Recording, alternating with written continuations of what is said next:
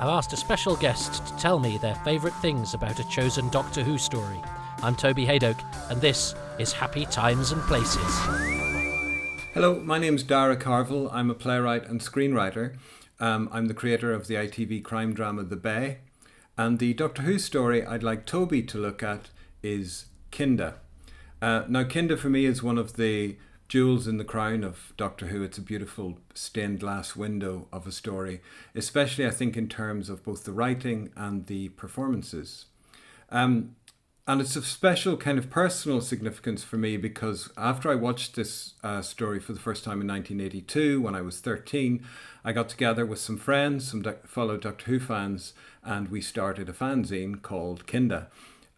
So Kinda was one of the things that sort of set me on the path of writing, so I owe it a lot.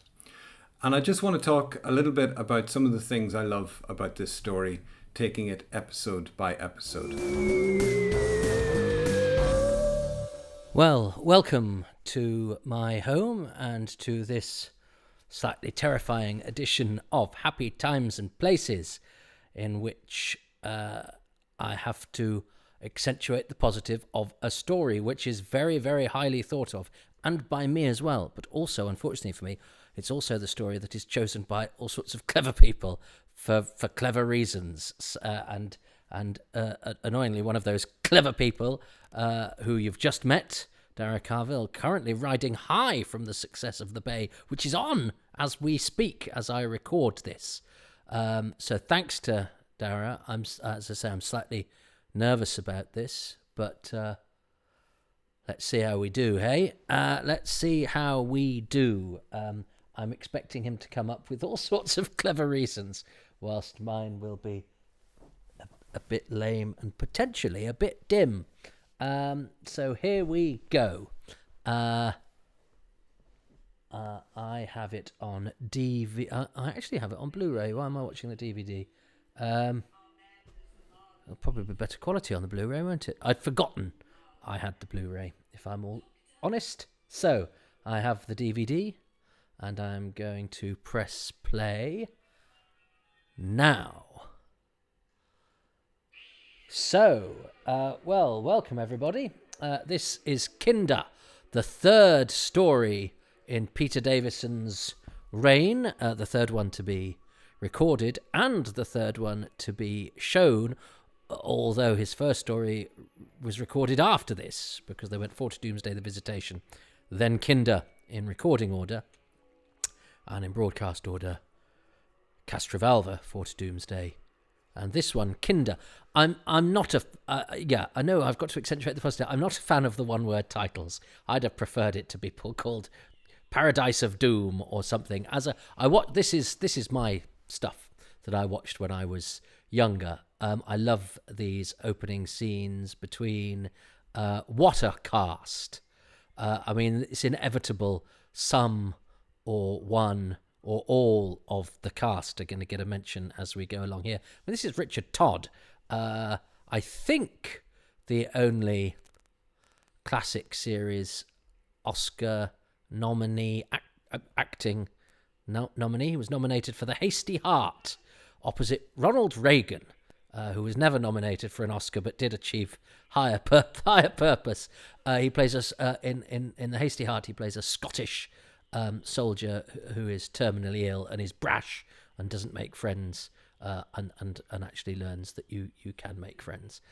He's a fine and he was a film star, Richard Todd. And I remember him being all over the papers when this was on. You know, this was John Nathan Turner's guest starring policy flowering. I didn't know who he was. I did know Nerys Hughes, but Richard Todd was certainly known to the adults in my in the environs I inhabited. Good move to, if you've got too many companions, rather than shoehorn them into a story like in The Underwater Menace, when there's lots of, where do we go now, Doctor? Aye, where? Yes, tell us, Doctor. All of that. To go and have a snooze. So Sarah Sutton, with whom I was very much in love at this time. What's this? I was 6 when this was on. 7. 7 when this was on. So I had no means of declaring my love, and had I had the means, probably no means of demonstrating it, but nonetheless. Now, the jungle set in this gets a lot of stick, I think, just the very fact that they attempted a jungle in the studio. On the evidence of that, it's actually a very decent set. It's the problem that you can't ever light it so that it looks like a jungle, because obviously if you're in a jungle you have shadows and light streaming through various bits and darkness draped over other bits, and it would be a lighting nightmare. I love the dynamic in the dome, and Richard Todd is perfectly cast as the commanding officer. He's a particular type, but that helps us ground it in a sort of reality. A reality, but it's very much a screen reality. He's very much a sort of type that we know, whereas Nerys Hughes, I think, is absolutely brilliant in this. She was well known to us for comedy and was the district nurse at this point, but she was certainly a ubiquitous TV face. But I think she's so good in this, with The Hardest Job. And here's Simon Rouse, who would end up cropping up in everything. He started cropping up in Bread and this bits and bobs and various bits and bobs before becoming Jack Meadows in The Bill, who was a sort of semi-regular who used to come in and yell at people because he was the one that investigated dodgy police. And then he became a regular fixture. And in fact, I think got the last speech in the last episode of The Bill, because he was considered, I think he was the longest serving, certainly the most senior sort of cast member. And Jack Meadows is a great TV policeman, and Simon Rouse is a very good actor, and he's very, very good in this. They're giant wind chimes. I'm in a place called Chorlton in Manchester. These wind chimes would make you king of Chorlton. It's that kind of place. If there's a pile of the Guardians behind that bush and a hummus stall round the corner and perhaps a yoga cafe, the planet of the Kinder is very Chorlton.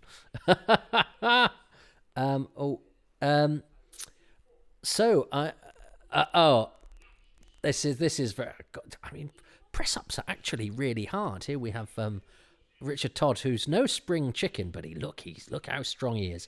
He was very much, I suspect, a very outdoor rugger sort of chap. I've done a podcast about his war service, because he's the only person. Well, no, he might not be the only person, but he's in a film where he talks to himself. He's playing his own sort of commanding officer, and this other chap comes to talk to him to get orders, and that other chap is sort of the role that Todd took in real life on D-Day. He fought on D-Day. A couple of dozen parsecs off home world is everything about why Richard Todd is perfect for this, because he's basically a colonial, and that's the subtext there. This is the sort of British Empire doing what it does, going and interfering, often led by very a particular type of British officer. And in these sorts of stories, Earth means British. But you also have to make it spacey and sciencey, because it's Doctor Who. And to have Todd saying parsecs off home world, so you've got a parsec, which is a spacey thing, and then off, which is a very old-fashioned way of saying off, but absolutely in the type of those senior sort of army officers. It's where those two things don't clash, they melt, they come together to show what the story is doing and why the casting helps with that. And I think it's delightful, and I think it's great that they've chosen to, him to do that sort of exercising while he's doing it, because it keeps the sort of expositional stuff and the scene setting very interesting. I distinctly remember this. So much of this I remember from when it was first on. I very much remember the camera going into Tegan's eye. Oh, which it hasn't done now, but it will do. I didn't follow the story at all as a 7-year-old. I note that this story, which is now considered a high watermark in scripting of Doctor Who, especially by the clever people, came bottom of the Doctor Who Doctor Who magazine poll. Put that in context. It came lower than 4 to Doomsday, and lower than Time Flight. And I think there's the snake in part 4 is perhaps one reason, because they say leave them wanting more. Not leave them with an image of a big pink snake. Here, this child at the front wielding an apple with a suggestion that he's he's holding 3 apples in one hand, which just goes to show that future movie star Johnny Lee Miller had got apple acting down to a T, even at the tender young age. Yes, if you didn't know that already, that little boy, the one at the front, walking at the front there, is Johnny Lee Miller, off of Elementary and Trainspotting, and all sorts of things. He's back in picture now, just to the left, and wandering off. There he is. Well done, Johnny Lee Miller. This actually has quite I know it's got quite the cast on paper. Richard Todd, Nerys Hughes, Mary Morris in the next episode, Simon Rouse. But also, Johnny Lee Miller is not the only illustrious extra that we will see, and I will try to point them out, whilst other podcasters may well be going, well, the thing about the Buddhism subtext in this particular scene, I'll be going, that extra was in London's Burning. They do not. This is nice, keeping it interesting stuff. This is just a slightly slow prop advancing on them, but Davison gives it a danger, gives it an urgency, and it just it keeps a story that has quite a lot of conversation and quite a lot of static in it, and where a lot of the threat is sort of simmering danger. It keeps it keeps the jeopardy rolling. That's Davison's superb. That's great with him pointing at the gun, because he's unlike Troughton, who sort of often feigns or is actively scared. Davison actually has a sort of a bit of authority that he projects through that innocent and sometimes slightly quizzical and sometimes slightly alarmed facade. There's a little bit of a look, don't mess, where this sort of bonhomie, this breezy bonhomie, and he does it again here, doesn't he? Look, if we turn out to be hostile, then fair enough. See, that is so good. I mean, this is a young man as well, and yet he projects a wisdom and an authority beyond that very pleasant open face of his. He's not a craggy character actor, but he's got a lot of hidden depth. This is the stuff I remember. I haven't even mentioned Peter Grimwade, who is definitely in the upper echelons of 80s directors, and I mean the work he does on Earthshock. An action movie on Doctor Who Studio Day is exceptional, but this is a different kind of story, and yet he still brings his very sharp storytelling skills, keeping the atmosphere, and also getting good performances out of his cast.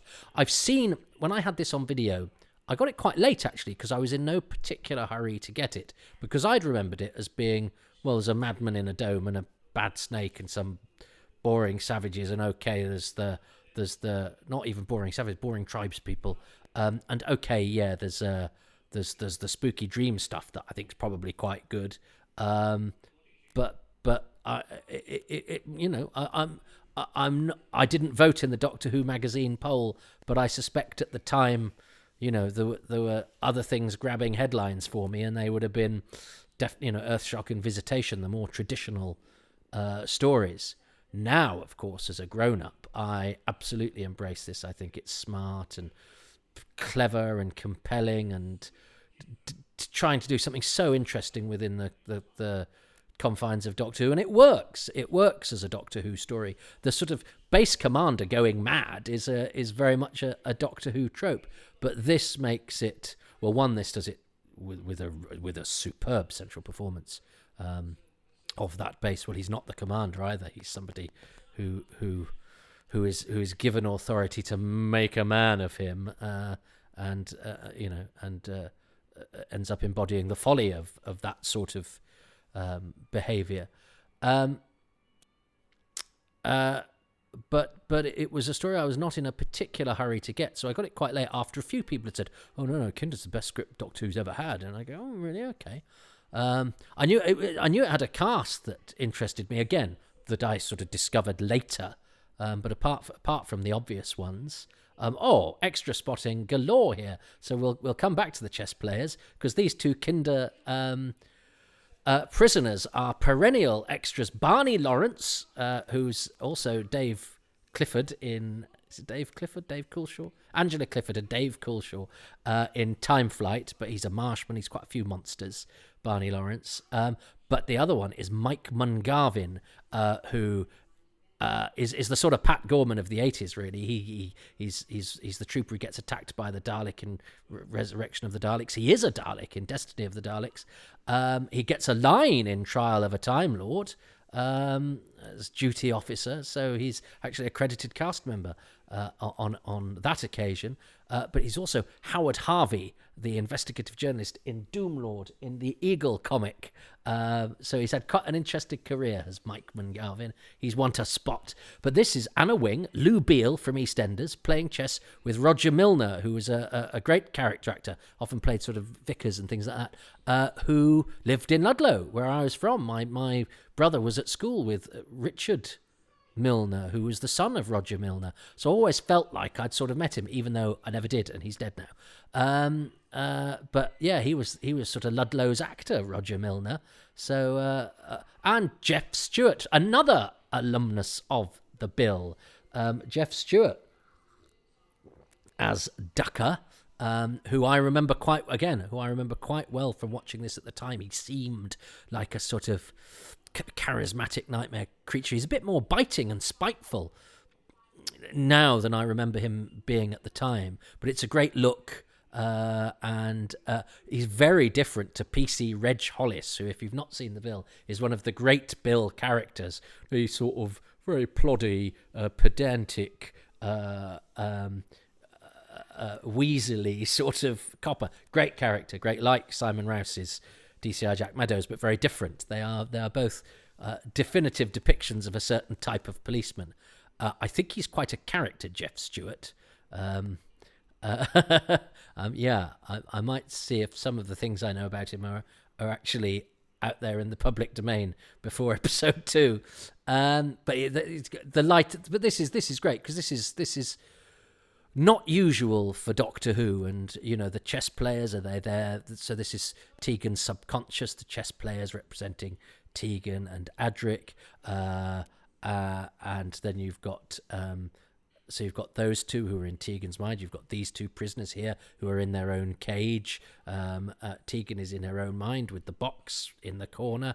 There's a whole load that's cut. That's the thing. I had this on VHS late, and when I got it, it was episode 1, 3, 4, and then 2. And I sometimes used to go, can I be bothered for fast forwarding and going back? So I quite often watch it out of order. But there's a whole load of stuff cut about them not being able to eat the food, so the eating of the apple.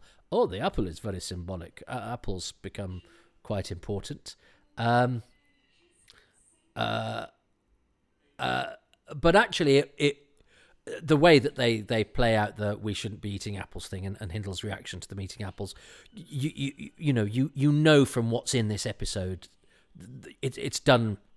There's enough there to say, okay, they shouldn't be eating the natural products of Diva Loca. But there's a lot more of it, and actually there's a lot more of Sanders. Richard Todd, who I think must have cost quite a lot of money, has quite a lot of his stuff cut, and he's much more horrible to Hindle. I mean, he's a bit stuffy in this, and a bit and slightly bullish, but he's an active bully, I would say, in the original cut of episode 1. That's yes, because I had episodes 1, 3, 4, and then 2, and then a bit later on I got the extended cuts of episode 1 and 2 with the time code on, and was pleased that there was more interplay between the people in the dome, who I think are very interesting characters. But I actually think I don't think it really loses anything and actually gains from the tightening up. I don't like seeing Richard Todd being a more unpleasant version of Sanders, actually, although I suppose it does make his change starker, because sort of bluff to sort of genial and childish is not such a distance travelled as the sort of bullish character that we get in the full cut. An apple a day keeps that's very witty. This is great. I mean, he really commits to this, Simon Rouse, and it's hard because you can't look good doing madness, and you can look really, really bad. And of course, I say madness in inverted commas in sort of TV terms. And he does rant in places, but he gets away with it because he dilutes it with the smaller moments.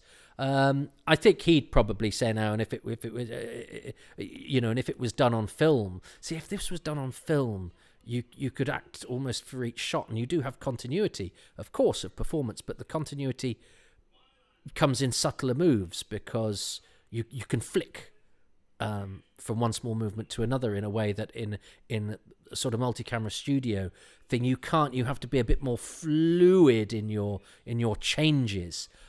So I think he negotiates that really well, and I think you would perhaps have a few quieter moments if this was more of a filmic exercise. But I think he does a terrific job, and I do like all of these characters within the dome. But as I say, I wasn't quite. I have to say, I wasn't quite sure what was going on as a kid. Now, what do we say about that? Do we say that therefore it's not doing its job? But it didn't matter because I love Doctor Who anyway. I mean, when I say I found this a bit, a bit slightly dull and confusing, that's only, everything's relative. It was still Doctor Who. It was still the most amazing and magical part of the week. But I think, for me, I think that's a great shot, and that snake piece of music, and he's beautifully lit, and he looks very creepy. He's like a sort of nightmarish harlequin, and the makeup that he's got there that accentuates the lighting. It's very, very well done.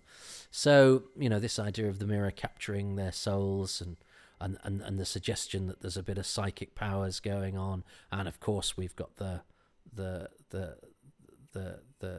what is it, the double helix in the necklace that suggests that they are much more advanced than appearances would suggest. And the clever idea of what do we consider advanced, and actually if their way of life that has stripped away all of the advancements for a simpler way, more communal with nature, is the safer one, because it keeps us away from the all the dark things that spring up in your mind in a modern way of life. Actually, as I'm saying it out loud, is actually more profound to me now in this time of, I'm recording this during lockdown. There's been an announcement today that suggests we might be on our way out. So perhaps you're listening to this in the future, where we're all gallivanting about, licking each other's eyes and touching handrails and all of that sort of business. But as I record this, the roadmap has only just been drawn, but there's a couple of elements of this. That one about the slightly simpler life and stripping away, consciously slipping away technology and advancement, again in inverted commas, but also the aspects of mental health, the aspects of being cooped up. I haven't actually mind being cooped up particularly, but I certainly identify with the mental health pressures of modern life, which sort of Hindle is undergoing in his own way, that Sanders copes with in a different way, to put him in charge, to make a man of him. Those sort of old-fashioned views of how we deal with fragile people. And now, of course, the debate is whether we go too far the other way and show too much. We are too indulgent of fragility. My instinct tells me that's the nicer way to be, but I don't know. Now, it's the only bit I love this cliffhanger. It's great in almost every regard. I just wish that gun was heavier and smaller. It's slightly too light.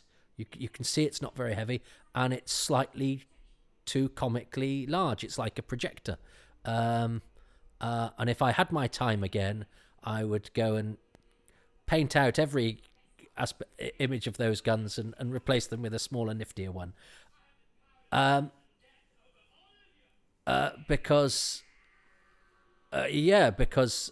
that's the sort of traditional man waves gun at the Doctor, but with added sort of psychosis, genuine psychosis. I love the fact that the guest cast get credited before the companions.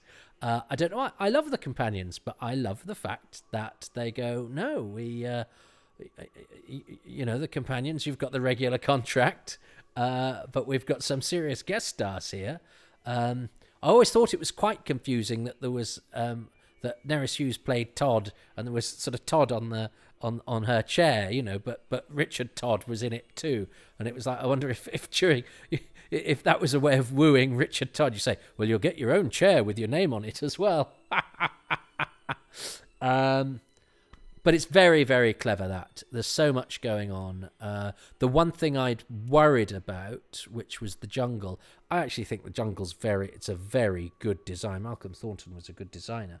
But it's always going to look like a studio. Now, I can live with that because I speak a lingo. I was brought up with Doctor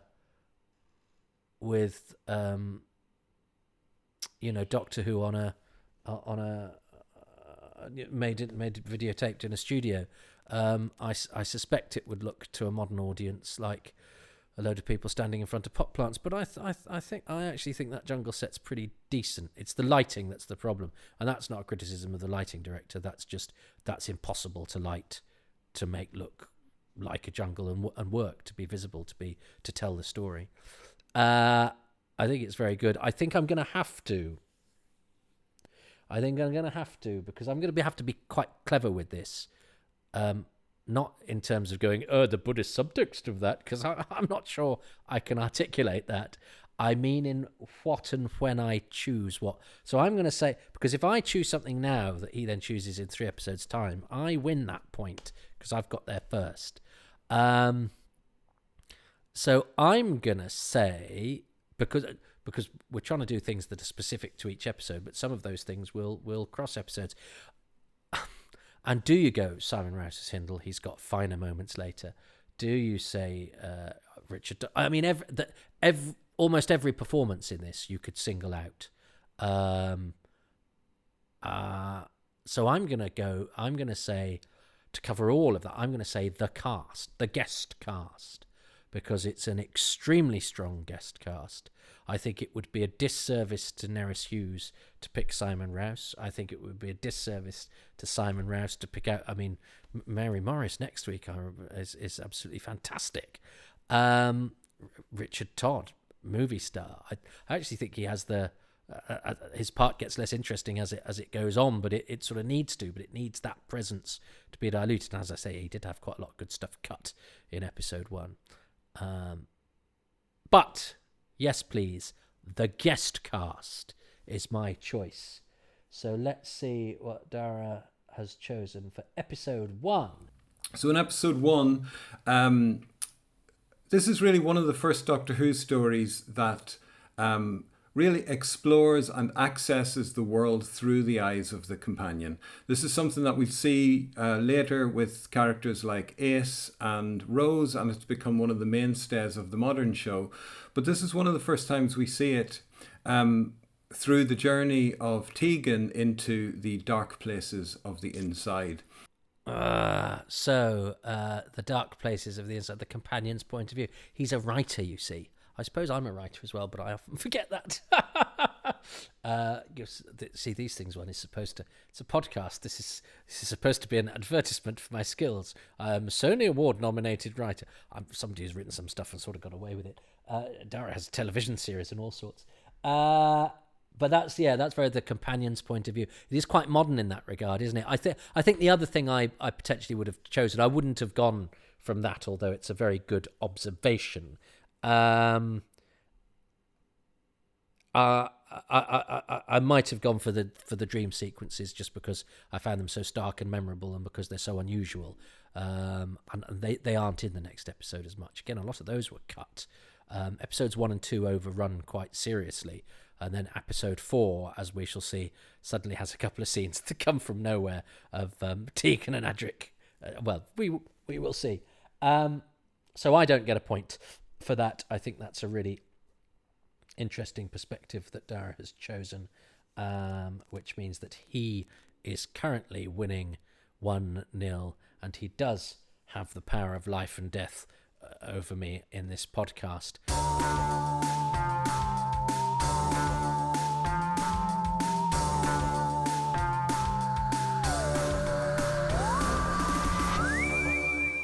Well, welcome everybody to the dark places of the inside of my house. Daragh Carville, writer of ITV's hit, The Bay. I tell you what, you may be pretty low rent with the host of this podcast, but the guests are A-list. So thanks to Daragh for doing this, and for choosing Kinder, which I'm now watching on Blu-ray, because I remembered halfway through watching episode 1 that I could put my DVD away. So I'm going to go to episode selection, part 2. This is going to be the first time, because I have this Blu-ray box set, but I've watched the extras, but I haven't watched the episodes in question. I wanted to save them for a special occasion. So here we are, my first time of watching the Blu-ray of Kinder part 2, and I am going to press play in 3, 2, 1. There we go. It's made a grinding noise. Wheezing, groaning noise made by my Blu-ray player. And here we are, part 2 of Kinder. Daragh chose the fact that it's from the companion's point of view for part 1, so I can see when I choose that performance or that scene, he might be going a little bit further under the surface, or a little bit more from an intellectual standpoint, which I like. I mean, I have to say, one of the joys of this podcast is to see how everybody's love for Doctor Who exhibits itself in a different way. Christopher Bailey, the writer of this, was for years a sort of mystery man, and he still hasn't done an awful lot. I don't think he's done many conventions or anything, and I know Doctor Who magazine had to work hard to track him down for interviews, and they got him for these DVDs, where he reminds me actually a bit of, in the way that he speaks, of Peter Harness, who wrote Kill the Moon and various other new series episodes, who's a fine writer and another interesting man and a great mind. But yeah, they have similar mouths and ways of expressing themselves. So here we are, and the TSS machine music was on Doctor Who the Music Volume 2, which was my disco album of choice. It was the only album I had.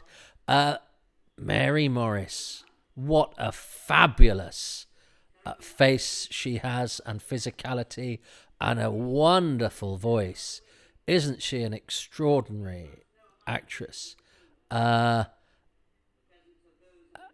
And she looks fabulous, and she sounds brilliant, and she does the blind acting extremely well.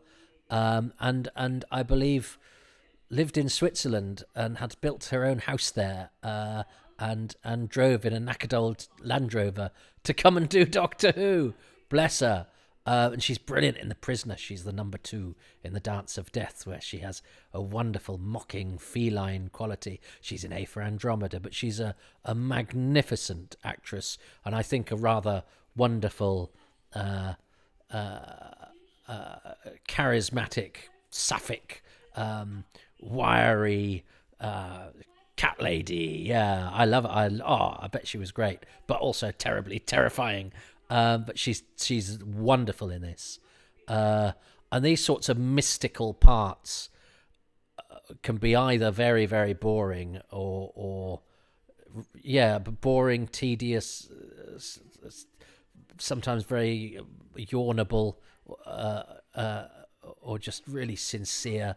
But she pitches it absolutely brilliantly. And then you've got, I mean, even where the casting is not 100% successful, but I don't know if that's the case with Adrian Mills, or if we impose that upon him afterwards. I remember Aris being perfectly convincing at the time, but he's Adrian Mills. He's the sort of person you expect to see fronting a Portaloo infomercial, because he went on to be a presenter of That's Life, where I remember them showing the clip from episode 4 of This with the Snake and everyone laughing and it upsetting my teenage self. But even he, as some of the extras do as well, went on to greater things. In fact, every single member of the cast and some of the uncredited cast has something, has done something outside of this that's remarkable, with the exception, I'd say, of poor old Sarah Prince as Karuna there, who is excellent, and I think who would have definitely deserved to do more.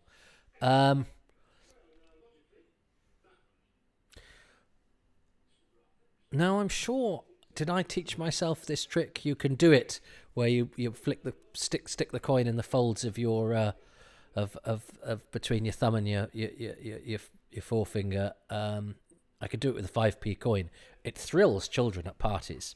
But I find it's really oddly played, the way that the Doctor now goes, oh, of course, when Adric does that, it's behind your ear thing. But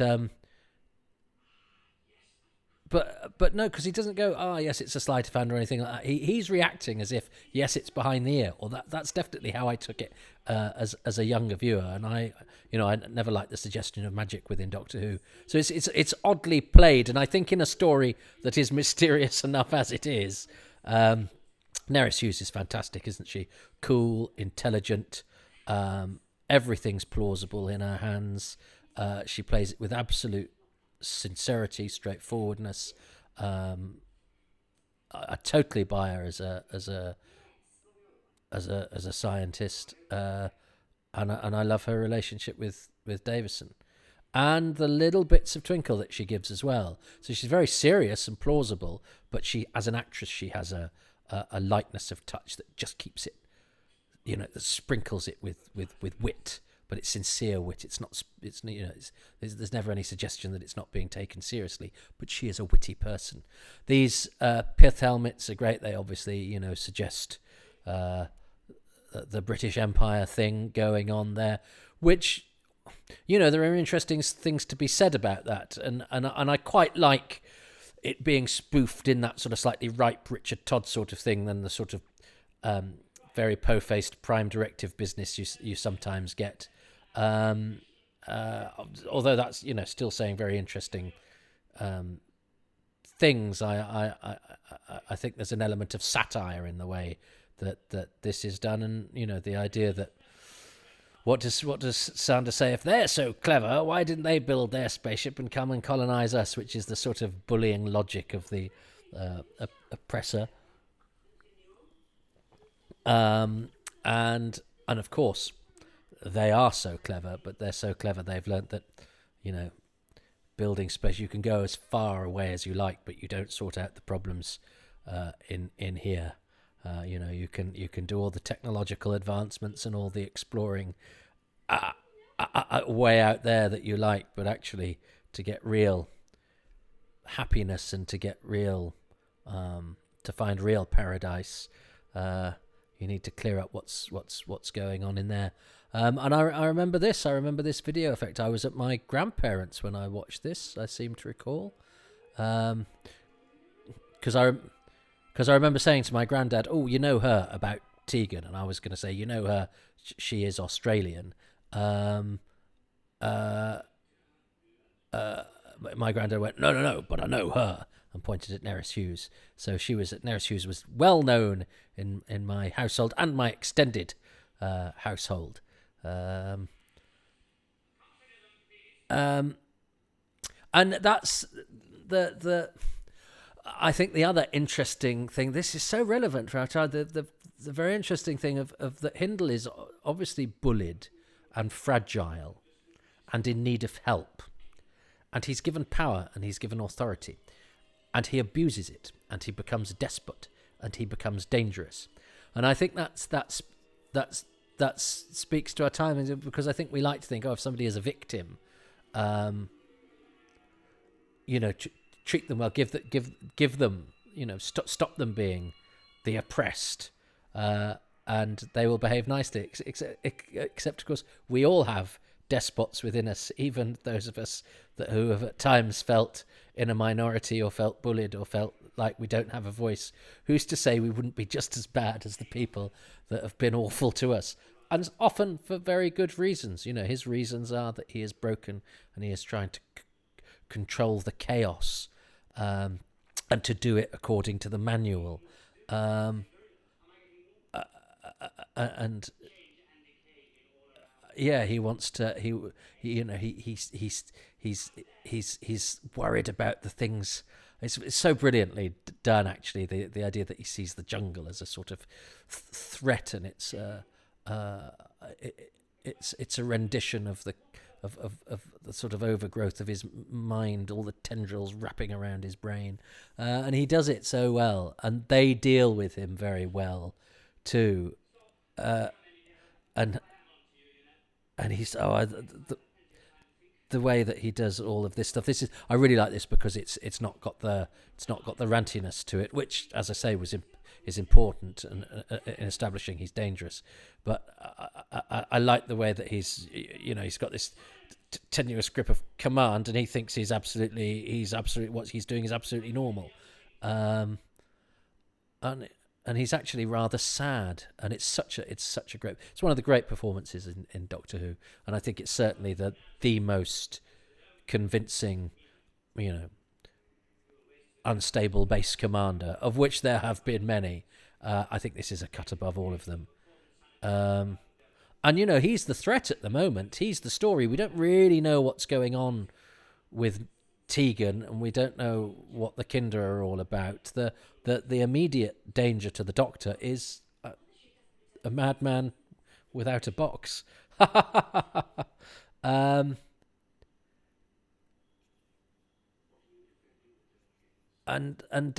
Davison treats it with exactly the right level of sort of tentative nervousness and trying to understand. And as I say, this is about mental health, isn't it? This is about, and what's about to happen to Sanders, who stays in the end. Spoilers. And that everybody needs a sort of reset, and I see that now. I see that in the world. There are a lot of people. And I've sort of used this lockdown. I often say I have wasps in my head, and I used to drink quite heavily in order to stop the wasps buzzing. But of course, then you wake up, and the groggy wasps start to wake up again, and they're groggy, and so instead of they start to sting you because they're really annoyed, and it starts the circle again. And I think this idea of a, the box that clears your head, that sucks the wasps out, or stops the noise. And I find with modern life, I think that's something we could all do with a little bit of a sort of reset, which is what the box of jhana is, really, isn't it? It's the one that has those people, the Kinder, beckoning you towards a simpler life of being more in touch with nature, and rather than all the sort of technology and the special protective dome and the manuals and the rule books that we surround ourselves with to make sense of our lives, actually they're all things that give us obligations, and that give us protocols, and that give us straitjackets that actually don't help to stop, give any clarity upstairs. Really, what gives you clarity is nature, is not the emergency rations. It's the apple. It's the fruit from the land. It's the fresh air. It's the communing with nature. And I think this is as relevant now, where mental health is, very much at the forefront. And I know a lot of teenagers. I've got two boys, 16 and 20, and for young people, mental health issues are very, very, very tricky. And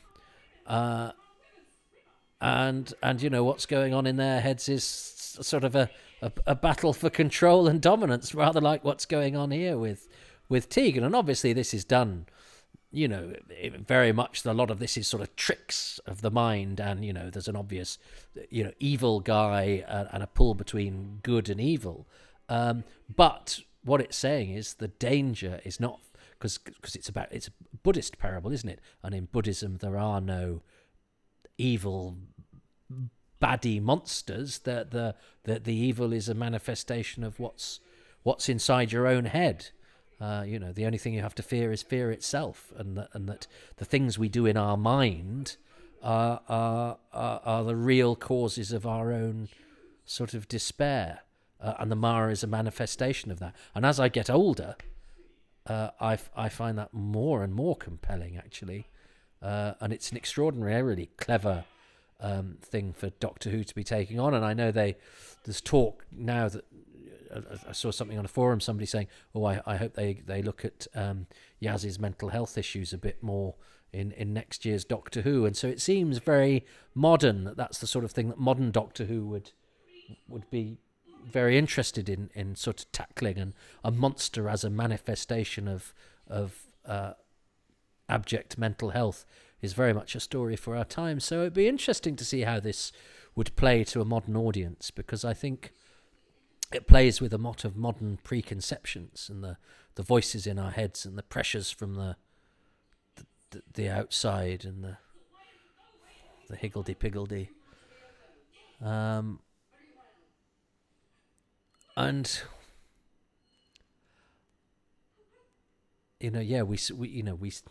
we look. Yeah, I mean the jungle. The jungle could almost be, social media creeping in, seeking, seeking. Because we do. I spend so much time on social. We seek validation, don't we? We seek validation from the very thing that then causes us disquiet. And actually, I know if I went off social media, I would probably have a much better time of it. But social media, with every like, with every retweet, with every reply from somebody whose work I admire, or somebody who's liked something I've done, gives me the validation that I seek. But of course, those things actually do not actually, they're snakes. They do not give us what we want. They actually they feed the beast, but it's a beast that's never satisfied. I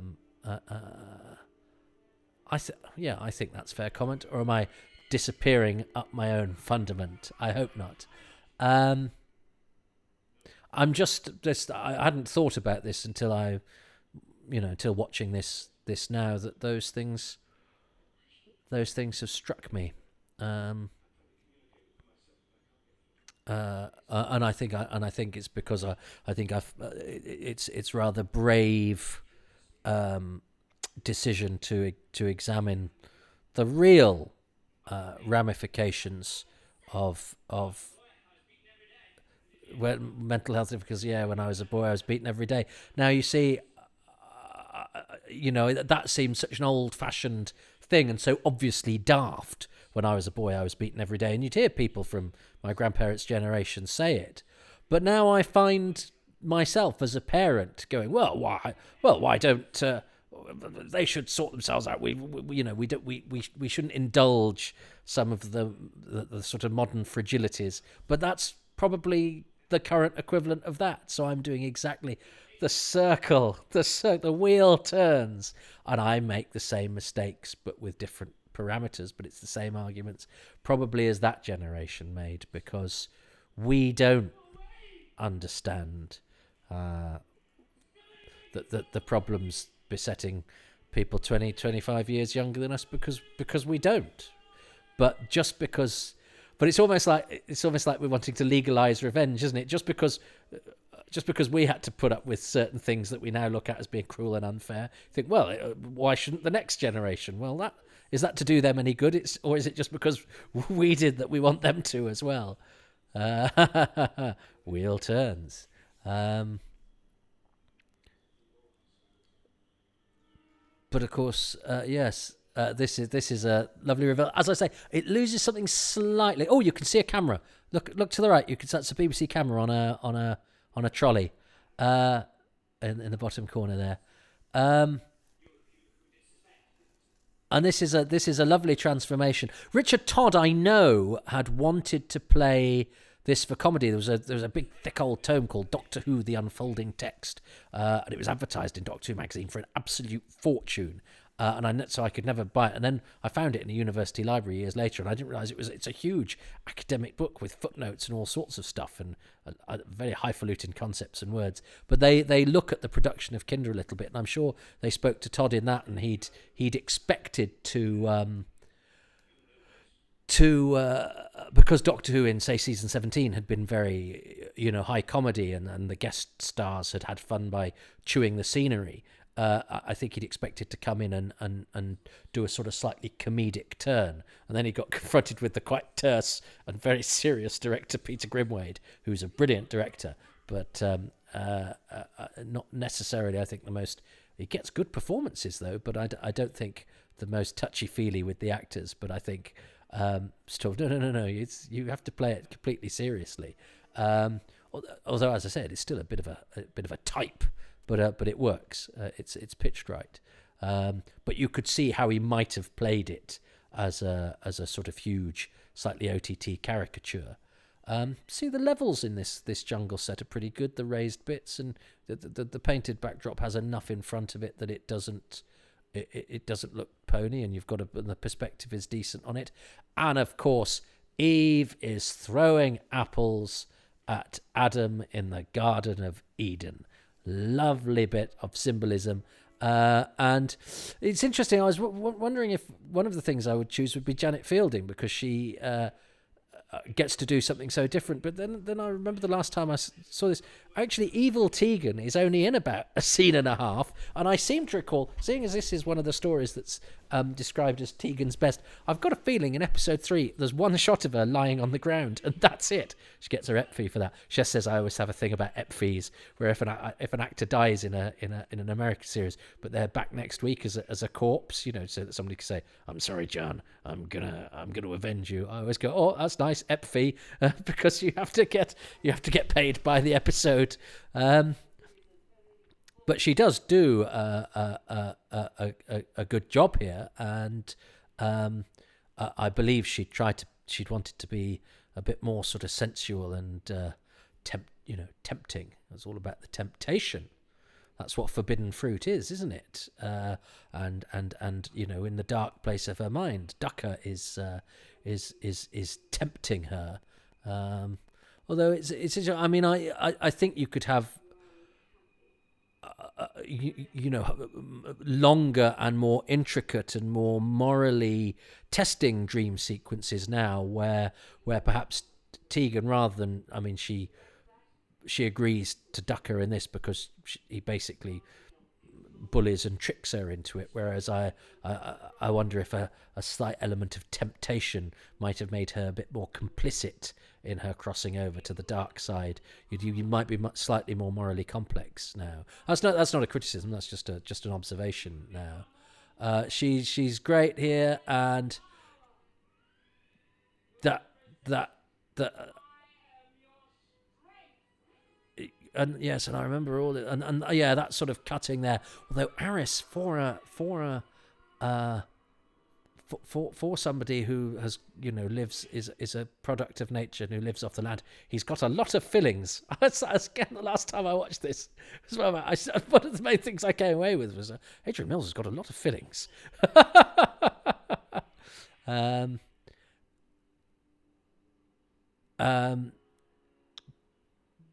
But yes, and they do that simple trick with the red mouthwash or whatever.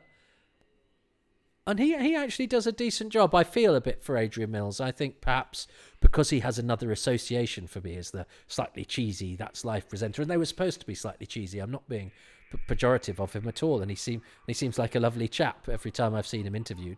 But because he's got the slightly cheesy TV presenter vibe going on, so I'd be interested to see what listeners think of Adrian Mills' performance if they don't know him from anything else. Now we're coming to the end of the episode, and I've got to choose something. I mean, it all comes back to Simon Rouse, but I have chosen the cast, so I don't think I can specifically choose Simon Rouse. I love this cliffhanger though, and the way that the camera keeps going slightly further and further in. Grimway's use of the camera is absolutely fantastic. And this cliffhanger is superb. Look at that. And it doesn't cheat next week either. And the way that built to a climax was absolutely superb. It's a difficult one to choose. What will be my thing? I mean, Janet Fielding does deserve a nod for her work, even though it is only really it's that one scene really where she but it's nice to get to see a companion actor display their chops, as it were. But now I know we're not going to have another dream sequence, and although I think the ones in episode 1 are, well, there are more of them, I do think it has to be applauded because of its ambition in trying to, that threat it depicts in those dream sequences is not a literal threat. It's doing something totally different, and they're very well staged, and they're lit well, and they're. I mean, I remember them at the time, even though, as I say, I didn't necessarily particularly grasp what was going on. And I think for what they represent, as I said earlier, I think they would perhaps be now a bit more, have more morally grey areas in the interaction, and perhaps, Tegan would be a bit more complicit in her own downfall, and she would perhaps be tempted by something. But I think because there's nothing much like them in the classic series, not even in Snake Dance, which is the sister production to this, that's still much more literal. I think I think I have to say the dream sequences, just because I think they're a brave attempt at doing something different, and I think they're largely pulled off. So that's my choice for episode 2. What's Daragh going to choose? And that line, the dark places of the inside, brings me to another of the things I love about this story, which is its language. It's full of these lines of dialogue that glint like jewels. So I'd like to pick out a few of those. In episode 2, when the Mara first possesses the Kinda Aris and he's given voice for the first time, the first thing he says is, "All things are possible." And that's a line that stuck in my head in 1982, and it's been there ever since. There are these lines from this show that I kind of turn over in my head all the time, like earworms. There's another one in episode 3. Okay. Well, I think that's him leading us into episode 3, so I can't hear the rest of that. Or it'll be an earworm playing for me as I watch it, and it will give away his choice for episode 3. So his choice for episode 2 is the language. Yeah, and there are some great lines in there. I'd sort of got in the back of my head that some of the language for episode 3, but he's thrown forward to that whilst choosing it as his thing for episode 2, which is very clever of him. All things are possible, except for me, I think, to get any of the things my guest is going to choose about Kinder. But it's an interesting journey, and he's being very insightful. And I'm finding this, I'm now full of regret that I think I went off on one about mental health rather than talking about the specifics of a Doctor Who story. But that's because even when you do something that's supposed to be light and disposable and entertaining like this, I then go to bed and I replay over and over the things I wish I'd said and the things I wish I hadn't said. And it's almost like the dark places of my inside are manifesting themselves in a horrible snake-like way. Who would have thunk it? Well, there we go. That's what I thought of Kinder Part 2, and that's all this is supposed to be.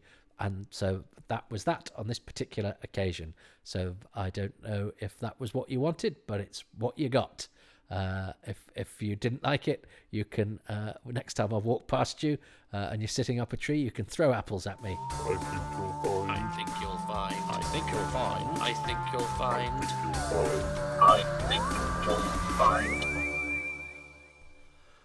Well, it has been pointed out to me that I think we'll all find that the album I refer to that has the TSS machine music on is just Doctor Who the Music, Volume 1, not Volume 2.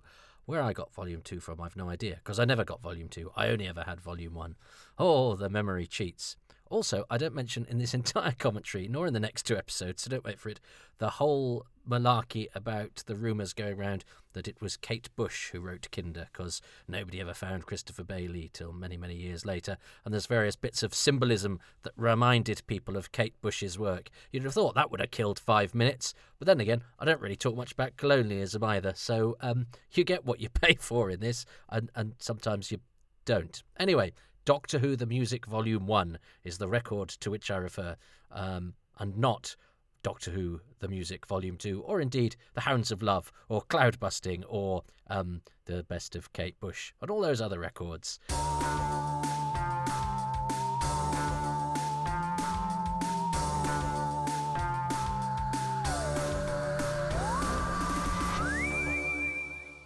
Well, welcome to the jungle. It's part 3 of Kinder. Daragh Carville is our illustrious guest. I'm grateful to him for choosing such a fascinating story. There's no way I can be as interesting as the story itself, but I shall try my very best, and I hope you are enjoying either discovering it, rediscovering it, or perhaps reassessing it in light of this chat that I'm going to provide you with over the next 25 minutes or so, after we've all pressed play. I am on the Blu-ray in 3, 2, 1, go. Phew, right. I was quite mean about Twitter in the last episode, but actually Twitter is the reason I know our illustrious guest, who, lest we forget, is a top TV writer and executive producer who has created his own series that has just been commissioned for a 3rd. What an achievement. ITV, prime time. It's been massively streamed all over the place. He's a guest on this podcast because when I was doing my Who's Round podcast, he offered to put me in touch, or tried to put me in touch with the actor Sean Caffrey, who played Lord Palmerdale in Horror of Fang Rock, but sadly Sean was poorly and actually died that year. But Daragh and I met up for a drink and had a bit of a chat, and sort of kept in touch, online, and then bumped into each other at a Promenade Theatre production in Lancaster one Christmas a few years ago, and I realised he lived actually not too far from me. So, of course, I asked him to do this. But yes, we would not know each other were it not for an initial Twitter chat.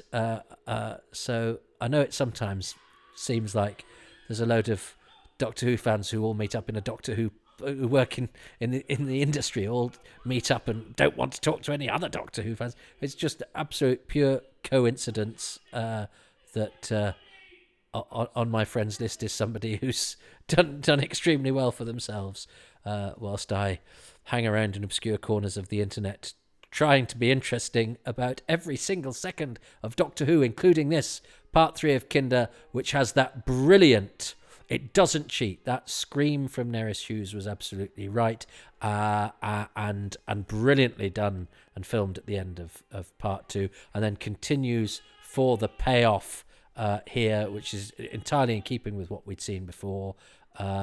And then I love the way the Doctor deadpans absolutely nothing. He does a sort of cod comedy thing to prick the bubble of Hindle's threat and authority. And Simon Rouse's turn the lights on is brilliant, and this gets very atmospheric. Hindle is scared. The Doctor and Todd see what's in the box, which of course there's nothing in the box apart from clarity, and the Kinder and Mary Morris beckoning. Now, the Kinder are an interesting bunch. Here's an observation. So this is what they are seeing in their mind's eye that will take them to, again, the stuff that I, as a kid, I didn't really understand, and it doesn't. It doesn't go out of its way to explain itself either. I wonder if it could do with a few more lines of explanation, or whether the fact that it makes you work hard is actually part and the parcel of what it's doing, and should, we complain when stuff is spoon-fed to us. He's got real tears coming out of his eyes there, Richard Todd. Proper actor. Very, very good. Bless him. Look at that. And that. Look at that. That's such a wonderful piece of acting. I love this urgency with the door. This I've mentioned it before about, but the way that he tells Sheeple, that's great, because all of that stuff is potentially very clunky. It has to be done continuous in the studio. They're just leaving a building. They're leaving a dome, but it's Doctor Who, so it has to have some jeopardy to it. So, and you do sort of, if you're confronted with a door closing, you go, oh, what am I doing? The Doctor's seen many a door nearly closing. He has to jump and get out. And I love that dynamic that they've got going on. And it's just those little bits that can rescue, clunky egress and awkward staging and movement in comparatively small sets. You don't have to worry about that sort of thing when you're making television now so much, because it's not as continuous. But it's stuff that you needed classy and experienced and technically minded actors to do. Their relationship is absolutely brilliant. These two. The Davison Doctor's got a thing about Liverbirds, because I like his relationship with Polly James in The Awakening as well, who was also like Nerys Hughes in a series called The Liverbirds, which my mother knew and talked of, a comedy sitcom. There's Todd wiping his eyes there. Now, Adric, of course, has these funny relationships with people in power, because he does it with Monarch in Four to Doomsday, the story immediately before this, where he's not kidding. I don't think he genuinely thinks that Monarch has the right ideas, and is a bit of a twit, and he's sort of doing the same thing here. I think the impression is that he's inveigling his way into Hindle's trust in order to, have an angle on what's going on. But Adric does have the habit of getting into trouble, and I think we were supposed to identify that and find it endearing, and I'm not sure that was always the case.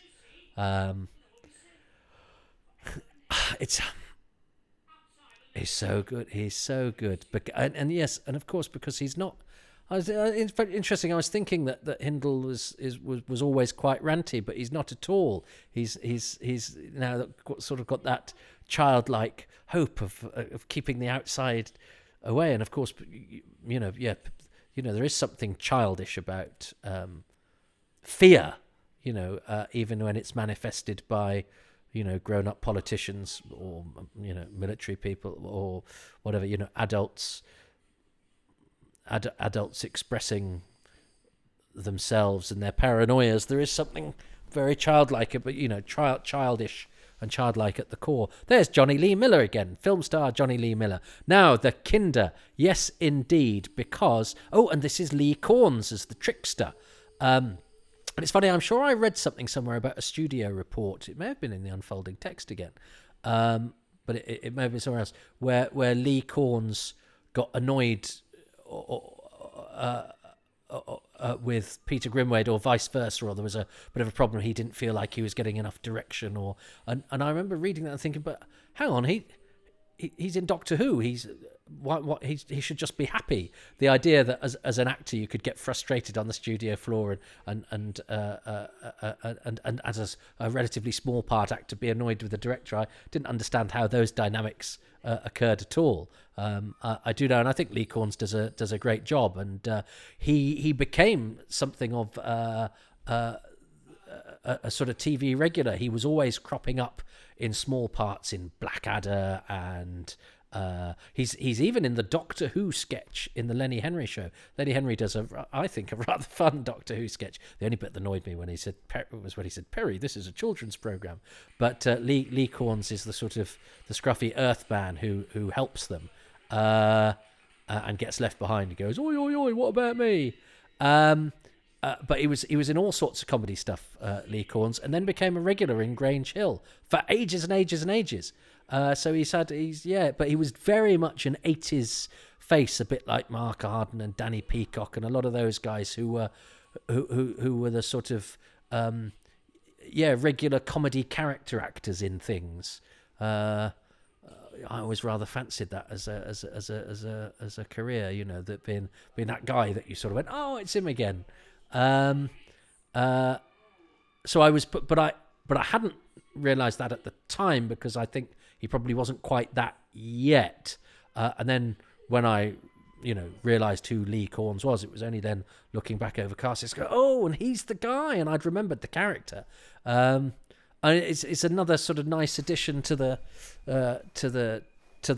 cast, and another member of the cast who has who generates headlines in the interesting observation in the Cast Observer, which is a newspaper that only I read and write. And she's just walked past there, Glenn Murphy off of London's Burning, who is Dibber in The Trial of a Time Lord, The Mysterious Planet, who went on to be in London's Burning, is uncredited in this. He is an extra in this, who is an OBE.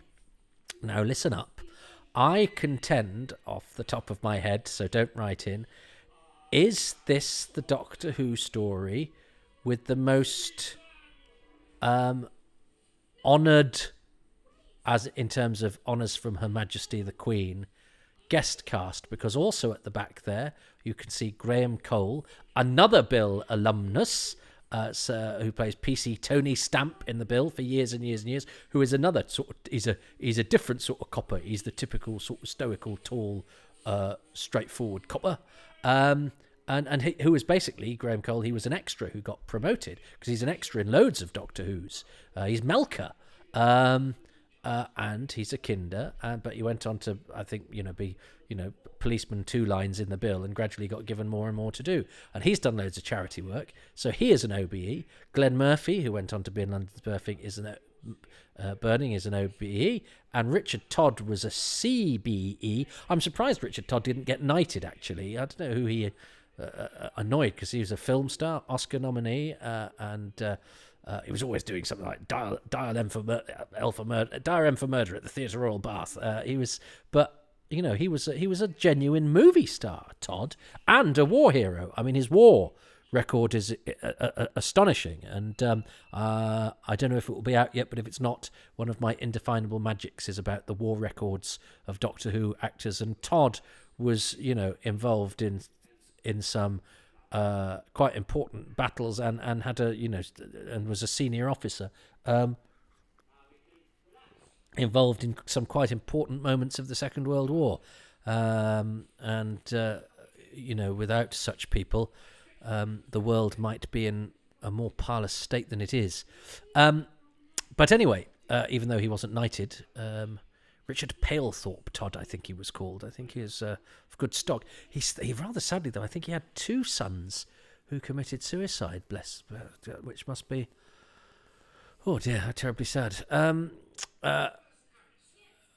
But anyway, yeah, Todd. I once was driven to a location by a driver once, and they quite often give me, oh well, I've driven all sorts in this. I remember somebody saying that they picked Todd up, quite late in his life. He'd agreed to do something, but it was, you got to pick me up from a front door and drop me back. He said Todd was an absolute delight. What a charming man. I like the thing about, I don't know how the 7 fathers things works. I mean, presumably you don't need 7 to create the biological spark, because otherwise there'd be all sorts of etiquette. Who goes first? But I presume it's to do with the upbringing. But perhaps we shouldn't go into that. But I love these scenes that are totally carried by Simon Rouse, who is, as I say, it's the commit. He commits to it. There's nothing coy about it, and I think you absolutely have to do that. And Grimwade knows where to point the camera as well. Grimwade is a very, very good director at ratcheting up the tension, knowing the speed of which to cut, where the camera lands, what the framing is, and I think we don't necessarily equate those sorts of directors with being good actors directors. Now, I don't know whether it's just that he's very good at casting, and so lets the actors get on with it, because I have interviewed some actors who found him either not particularly helpful or a bit standoffish, and I think he was quite testy and quite prissy, and perhaps quite he could be quite tricky, I think, if you weren't on his wavelength, and I think he was so intelligent that he didn't have time to explain stuff to actors who wanted to stare at their navel or whatever. So I don't know if he just cast well and knew that he could let them get on with it, or whether good intelligent actors know that that's what the director is doing, and so they trust him because he's clearly doing good work, and he doesn't need them to sort of they don't need to be shepherded through by him. But whatever, he's a great technical dramatic storytelling director who also gets very, very good performances from his cast. And this is great. I mean, it's at the expense of the Doctor, which is interesting. Interesting box, Toby. In that, the Doctor, the Doctor's, what is it? He's the man that's wise enough to know that he's stupid. And I like the fact that he sort of goes along with it and takes it, and that Todd Daris Hughes finds it so amusing. And look at the lighting in this. And I was quite very pleased when Mary Morris came out of the cave that it looked like it might be quite small, but actually it was quite big around her. But I love all of that this music, which wasn't on the music record that I had, bizarrely, because it's great. It's really ominous, and it is about the wheel turning, and she... Now, you need to be a certain kind of actor to get away with this stuff, and she does it brilliantly. And look at the lighting. That green lighting is superb. Who is the lighting director? I must double check that, because having said that the jungle lighting, is on a hiding to nothing, this cave lighting here, this green stuff is brilliant. This shot of her is superb.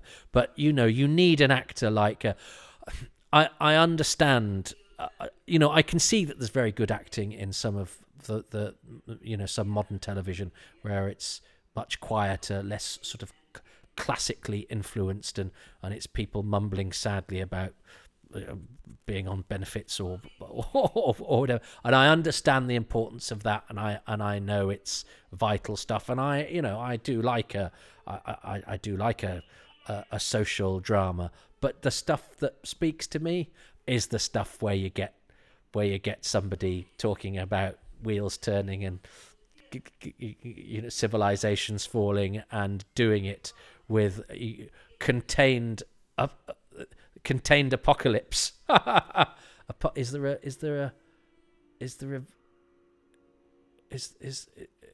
another form of the word apocalypse? You can do something apocalyptically. Contained apocalypsism. Can you have that?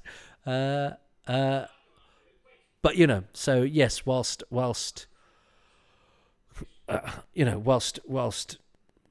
low-key kitchen sink, socially aware dramas with very naturalistic performances are to be admired, the ones that have me acting in my bedroom and thinking about and getting nourished by my meat and drink, if you like, is this stuff that is slightly Shakespearean, because to me it takes me beyond the confines of our current world. It takes me a window into a world that is bigger and bolder and scarier and yet more enriching and terrifying and all those sorts of things. It's just more to get your teeth into.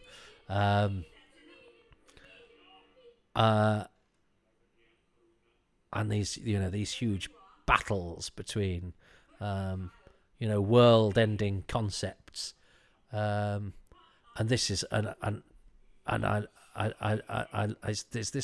is there a moment here where she said, when she does the "What are you?" and it's like a sort of lightning bolt. It's absolutely extraordinary. And I love her sort of, she's afeared, but she's also and the way that she does that, it ends, and then she says ends again. She is Mary Morris is absolutely extraordinary. She was the sort of actor that was made. I love the way she does that. What are you? And the music really helps as well. That sting, that sharp sting, like a cobra spitting, an electronic cobra, but nonetheless. And it is a load of loincloth extras in front of her. They haven't even got any depth of field in that show. It's just that they've just given up with that set, really. The whiteness beyond. There's it's a bit like being in the theatre. The set immediately around the actors is giving the impression, and you just have to imagine the rest of it. I used to, and on my video of this, just as it got to the climax of this bit, the video jumped, and so it sort of ruined the clip, because I always imagined doing clip compilations to do the rounds to show everybody how brilliant Doctor Who was. She's so good. She's so good. And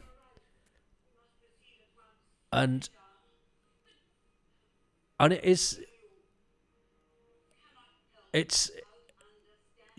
so what she's doing here, this peculiar, another peculiar sequence coming up, and about the inevitability of destruction if we're left to our own devices. And of course all of these things, this dome with its explosives and that, and even the suit that Adric puts around him, the TSS machine, the suit that of course he cannot control, so what he uses to protect himself actually becomes something very destructive. It all sort of ties in. This music is terrific as well, and I mean this sequence, I know there are some people who think this sequence is the best thing in all of Doctor Who. It is again quite an extraordinary and strange thing, and of course that explains why that backdrop is just clear white, because you need it to have this funny sort of goo video effect that they walk through. And here we go. and so you get another shot of Glenn Murphy there. So the poor Kinder are having to mull about, and it's interesting because I used to sometimes think back in the day, those clocks date it, but of course only the clocks that we see as modern clocks date it, because the egg timer, the metronome, the sundial, they don't date it because they're from the past. It's only that clock with the I can't remember. We've actually got one a bit like that with the where it, what's it called? It doesn't matter. You know the clock. I mean the one where it flips round. And I think I was quite self-conscious about going that. Well, that dates it. It's because it looked modern then. But they all look a little bit old-fashioned. I suppose it would be nice now. Perhaps what we need to do with the CGI, modern CGI version, is to put a few more modern clocks on some of the plinths. But isn't it extraordinary how all this is a series of different timepieces on stock Roman columns, because of course a candle isn't dated, and a few extras and a bit of smoke, and a man from That's Life laughing, and an alarm clock, and yet it signifies the end of everything. What a cliffhanger that would have been! But they go for the slightly more literal one. Which am I remembering it wrong? Did John Nathan Turner said you can't end on the dream? You have to end a bit later. If not, I might be wrong on that. But I think this is a slightly enforced cliffhanger. But I actually think that's probably a slightly better choice. Because I think ending on a dream sequence is a bit bold for early 80s Doctor Who. I'd be a bit bold now, I think. What a strange and beguiling thing it is. It really is strange, isn't it? And I can sort of understand why it's not to everybody's taste. But I love it because I think that you can see so much in it. And I also think the bit that should be a bit pony, the crazy base commander bit is done so skillfully, and it's got a top director, and it's got a top cast, and it's got a script that is asking you questions. Mike Jeffries lighting, well done, Mike Jeffries. A script that is not afraid, to make you question it. Could a line or two have helped? Maybe not. I don't know. The fact that I go away thinking about it every time, and I'm not quite confident with this. You see, I think I know what I should say, and then as I'm saying it, I'm going, no, I need to listen to this, but of course I can't with this podcast. So it's tricky. I think that's good. I because I'm certainly not. I'm not. It's not so out there that I'm clueless, and I'm lost. And and Davison's very good at selling the urgency and all of that. So it's still a drama story at its core, and I still think it works with those fundamentals of 4 episodic Doctor Who adventure. It's just that not all of it is spoon-fed to us, and I think that's to its credit. And now Daragh, he sort of segued into. I mean, I have to say he's not great. Dara's not great at episode endings here, because he's sort of segueing from one to the other, and I'm having to guess where to stop. But he said episode 3, having sort of made his point about language with episode 2, he started making a language point about episode 3, which I think is his segue into episode 3. So he's good. He's feeding it through to the next episode, you see, rather than stopping on a cliffhanger. But it means that I slightly struggle to know when to stop his points. So he did language for 2. What's he going to do for 3? Oh, what am I going to do for 3? Well, I'm going to sort of roll it all into it. I'm going to have those sequences with Panna, with that shot where she's doing the Mara meat and drink and all of that, and that apocalyptic windy music, and the dream sequence, all of that stuff about the wheel turning and civilization rising and falling, and how that is enunciated in that sort of doomy fashion by Panna into that dream sequence that she conjures. So the dream sequence, but with a bit of retconning back to the introduction of it as well, with Panna's summation of just how terrible everything is, but which is done so gloriously well. There's another one in episode 3 when Panna says, "The wheel turns, civilizations rise. The wheel turns, civilizations fall." Now, there's been a lot said and written about the ideas in Kinda, the Buddhist and Christian imagery. But I think what's most powerful for me is not necessarily the intellectual content of the story, interesting though that is, but it's the music of the story. It's the poetry, because for me, Kinda is one of the Doctor Who stories that achieves the quality of poetry. Ah, well, okay. So the music and the poetry of Kinda. Do I get that because of Panna's stuff? I don't think I. I mean, it doesn't matter. Can I get half a point for that? You decide. I mean, it's quite nice if it's not really clear whether Daragh and I are choosing the same thing. Yeah, it's not clear. I will leave it to the viewer's imagination. You keep questioning whether we were on the same wavelength or not. I like that, though, the poetry of the story and the music, and of course the music being in the language, which sort of harks back to his point for episode 2 as well. I love that episode of Doctor Who. I really love that stuff in the caves. And I hope you're enjoying this as well. I wonder if it's a story that you like better now than you liked when you were a child. It's certainly the case with me, which, as I say, does sometimes make me ponder and go, well, you know, what's right? Or, well, for me, it's perfect because I am somebody that revisits Doctor Who over and over again, so it's great for me if I can come back to something and see something different in it and like something more every time I revisit it. Sometimes I like stories less when I revisit them, but that's good because then the next time I go in going, no, I didn't like this as much last time. And I go, oh, no, I like all these things about it. It's great. But that's because I watch Doctor Who too often. But at least this time, I'm talking all the way through it in order to benefit you lot.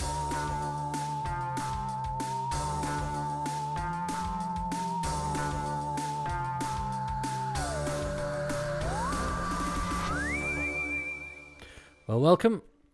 It's episode 4 of Kinda. It's been a bit of a break since I did episode 3. I've been thinking about this story and this episode, this forthcoming episode, a lot. As I record this, we're still in lockdown, and I have to confess it's not been the easiest of periods this past couple of weeks or so. Although, in saying that, I'm cautious of this fetishization we have for overly sharing our feelings. Not because I don't want to hear other people's, but because, well, I don't know. You know, this story is about mental health issues, so so I suppose, I don't know. Look, let's just get into it. But yeah, I'm stumbling because I'm slightly conscious. Yeah, I was going to say I'm slightly conscious about how one comes across in these things, but actually, if I was that conscious, why would I be dressed like this? If you're listening to the podcast, the video comes out a bit later and goes on YouTube. And under normal circumstances, I actually do take care of my appearance. It doesn't work. I look scruffy, but at least I wear a tie and a jacket and a shirt. And if you're not watching the video, I look like I'm just like Mad Lizzie, as played by Lion-O from Thundercats. So that should send you scurrying to YouTube, usually a couple of months after the podcast drops. But anyway, yes, I've approached this with a bit of trepidation, this one, but I need to do it because it needs to go out because I've actually scheduled the first 3 episodes. So I will try not to be too serious or too sherry or too boring or too sincere, because this is a fun Doctor Who podcast, but it is an interesting story. It is Kinda. It is part 4. It has been chosen by Daragh Carville, fantastic writer, illustrious guest, thanks to him.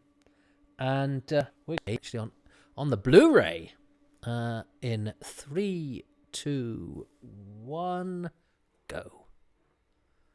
I actually pressed select on episode selection. Fact fans, so here we are. I hope you're doing okay. I've generally been okay in lockdown, but I have a jolly front, but it's hard earned. It's hard fought, shall we say? But I don't think that's. I don't. As I say, I think it's important that people are talking about mental health now, but I also think it shouldn't dominate everything and spoil your day. You know, as somebody that's self-employed, I've made a habit of sort of keeping things to oneself and managing them because I can't because I don't know. I think now we expect to say, I have this affliction, whatever it is, not just mental health. Please, can I have a job, please? But I still need a job. I've never had that option. I've had to just get on with it. And if I want to pay the rent, I've had to manage the dark places of the inside by fair means or foul. I have to say I've got quite a lot of dark places, and my insides have grown a bit in lockdown too. Anyway, what am I talking about? I think I'm talking about the fears of this story. It's clever. They manifest on the inside. They are manageable through by managing our own fears. I can't exactly remember what I've said for parts 1, 2, and 3 because it was, as I say, a couple of weeks ago. But this idea that you have nothing to fear but fear itself. That I'm actually worried about something coming up, just a job thing, just a professional thing. But I worry and I fret. But actually, I create my own demons because it hasn't happened yet. I am worrying about the potential for something to go wrong. I'm looking for all the reasons why it might go wrong. I've always been like that. My glass is half full. No, half. Yeah, half. My glass is the bad one. I've got a shit glass with sick in it. Anyway, I don't want to get too bogged down in that, but I think it's important to the story. I keep spotting Glenn Murphy, Dibber.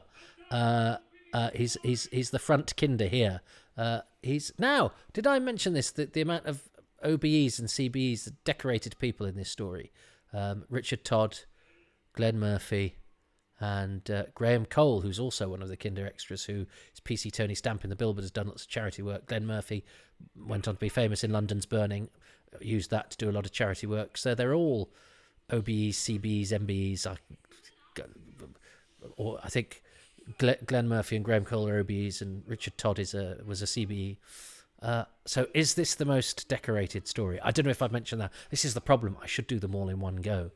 Sarah Prince is very good as Karuna. And she's great casting because I don't know how old she is here, but I think she's older than she's supposed to be, or she's a young actress who's got a lot of intelligence and gravitas.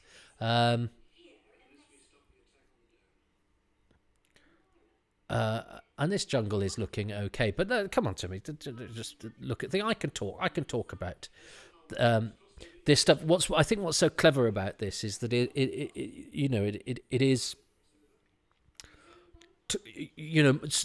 monsters from myths and legends are a projection of our own psychosis in a way. We tell stories about terrible things to take the power away from them because they are manageable. Doctor Who is so brilliant for that. Doctor Who is so great for. I was a scared kid. I was scared of getting into trouble. We were scared of losing the house. I think there was abandonment things going on because my dad left when I was 4. I'm not saying this as a sob story. I'm not interested in that. But I have, in talking about these issues, I've done a lot of talking to people. I think it boils down to what's going on in this story with Hindle and with Sanders. I wish I'd been as sort of childlike as Sanders is, because he's had his mind sort of cleared, and he's got that childhood innocence, which now, as an adult, you look at kids who are desperate to grow up fast, and my kids are desperate to be all grown up. It's got no, keep your childhood innocence. I remember sending my kid to school for the first time, and going, oh no, now that the outside world is there to start sullying him, other people's influences, now there's a controlling thing there, of course, but it is a bit like this, the kinder go back to nature, although they have a society, but it's they don't seem to chat much, and they're certainly not avaricious or ambitious, and they're free of all those things that we desire, but are not savages because they are, they've got the DNA thing. They're a wise race, but in their wisdom, they have abandoned all of the things that we think give us comfort, but actually don't make life any less stressful. I suspect if you'd said to us 20 years ago, described an iPhone, you'd have gone, well, that's going to solve all of my problems. Everything's quick, everything's easy, or my contacts in one place. I don't have to remember phone numbers, blah, blah, blah, blah, blah. But of course it doesn't. And now if I send somebody an email and get a reply in 5 minutes, I suddenly think they must hate me and I'm awful. Or should I have put that sentence? Or should I? And they are all manifestations of the gremlins that inhabit the dark places of the inside. It's all stuff of one's own creation, and I think that's why this story has spoken to me quite a lot. And yes, I know it's a lot of actors in yellow loincloths in a studio set, and it's a program about somebody travelling through space and time in a police box.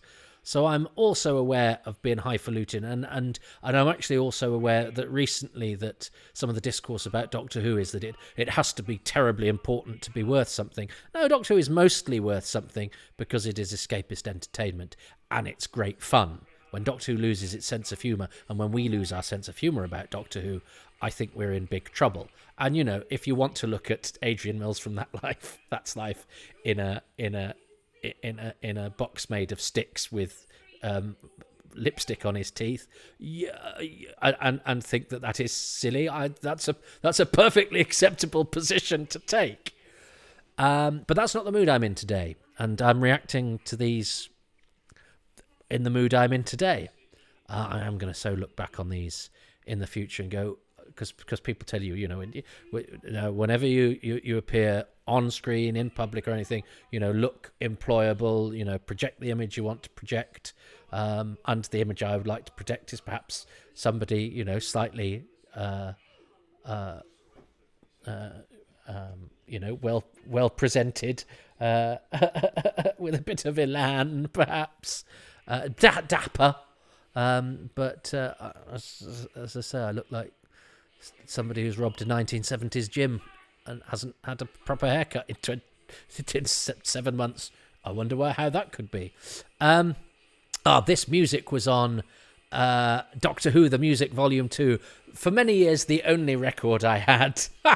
I remember buying it from Longleat House and thinking it would be like having the stories in my bedroom. And I quite like this track. A lot of that record baffled, frightened, and it irritated. Well, it didn't irritate me, but I wanted to like it far more than I actually did. Because, do you know what? When you're 15, I don't think you should be lying on your bed listening to the Suite from the Sea Devils. It helps nobody. And I think your brothers and sisters wonder why you've got a broken down old lorry burping in your bedroom. Adrian Mills, look at him here. His box of sticks is still on fire, and he's looking at it as if to say, "Shall I carry on acting?" It's handy because if you were Aris in a box of sticks that was a bit on fire, you would be looking at the fiery bit, sort of. But I think a bit of Mills is creeping through. But yes, that's a nice piece of music. The old TSS. is it called the? What's it? I think it's called the. I like the way that Davison he keeps the energy up. So if a door is slow, he filters that into the character of the Doctor, and so then the Doctor is an impatient driver, and if the Doctor is, that impatient, it is obviously upping the jeopardy because he's, time is short. It's a clever thing. One, to make up for a shortcoming of building, doing stuff in a BBC studio with doors that move very slowly. But it's also a great character choice. I absolutely love these scenes coming up. I love the world that they've created in the show, and these scenes, of course, are about these people creating their old little world. It's a box in a box. It's a world it's a fictional world within a fictional world. And quite brave summer, as you can see, his sweat patches there as well. That's quite sort of brave and real. And he's very good. And Richard Todd's great. I love that sort of innocence that he gives, and it's sort of, it's almost a shame we didn't see all the more horrible Sanders at the beginning, because it's more of a contrast to what you can see in the uncut and in the scenes that are cut. And of course, talking of the cut scenes, they've had to cut scenes from episode 1 because it overran, and during Earthshock they've had to go, what have we got? Well, we've got 2 actors under contract here who are currently not in the other scenes of the story that are playing out. So what are they doing? They're telling each other what the audience knows in order to beef out the episode. A shame, but a neat get out of trouble. That's what you still do. If suddenly you're running short, you have to come up with something that fills it in. So it's not the most elegant of stuff, but I don't think it sticks out as badly as you might think. And the fact that Grimwade's still directing it probably helps. This is so good. Simon Rest is giving one of the performances of the show's history, but it's beyond that as well. There's some. This is great, the way he does this. The